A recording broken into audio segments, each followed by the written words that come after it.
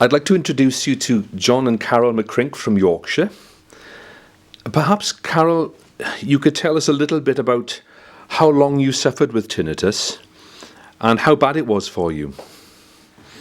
Well, I first noticed a noise, it would be in my early 20s, and I went to my GP, and he used a normal pitch tuning fork and said that my hearing was fine and to come back in 6 months, which I did.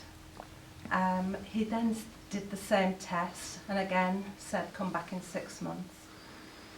And at that point he did say he would refer me to the audiologist at Airedale.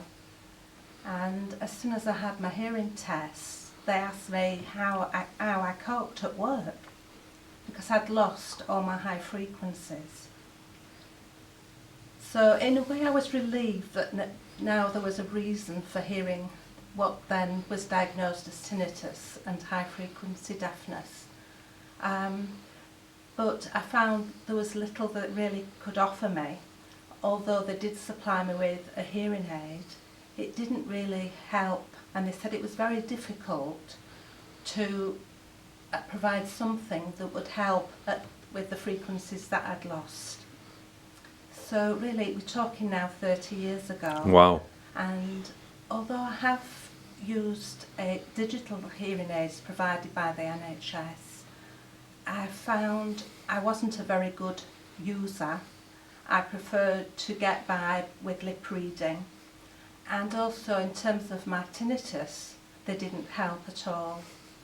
So really, up to coming to you, I haven't had any real help with the tinnitus except trying to cope, not becoming overstressed and getting enough rest. That was the only thing that I could do to cope with it.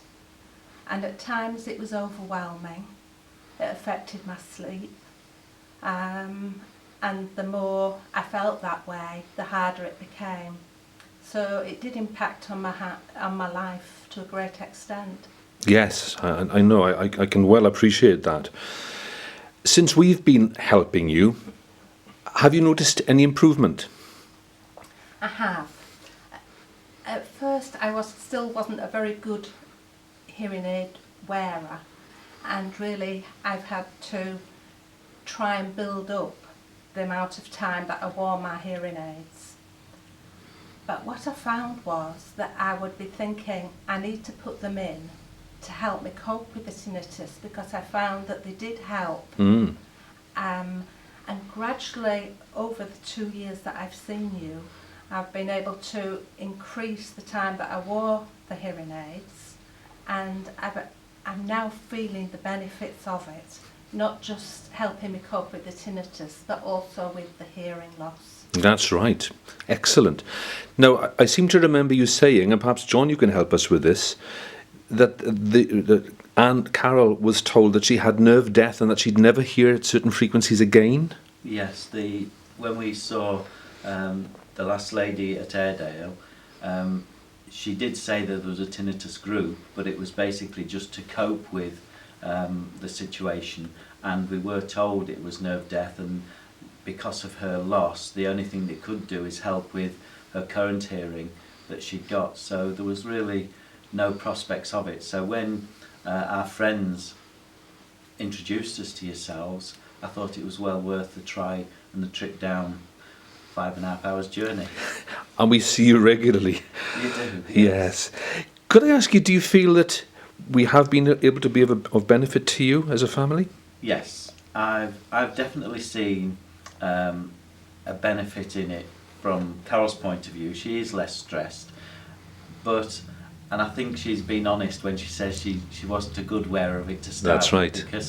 And I think it was because she had so little help with the hearing aids previously that she couldn't actually see it. So when you've encouraged her to continue wearing them, and there has been times where you've had to tweak the program to get it so that not only does it treat the tinnitus, but it's also helping her hear.